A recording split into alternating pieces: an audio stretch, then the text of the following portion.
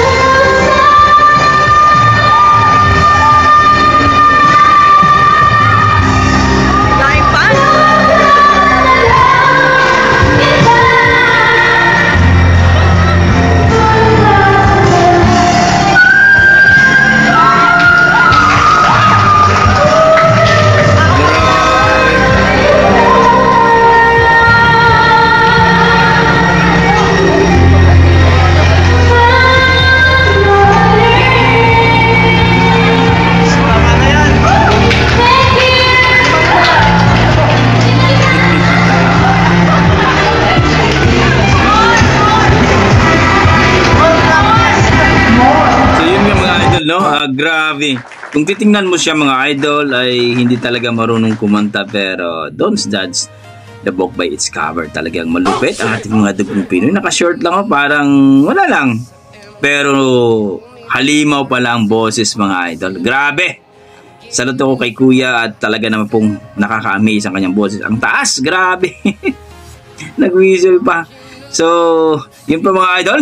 Kung nagustuhan nyo ang kanyang rendition, ang kanyang performance, please comment down below mga idol para ating pag-usapan at pakishare na rin ang ating video mga idol. Don't forget to like and subscribe sa ating YouTube channel mga idol ha. So hanggang dito lang mga idol, maraming salamat. Yan ang ating mga dugong Pinoy pagdating po sa kantahan.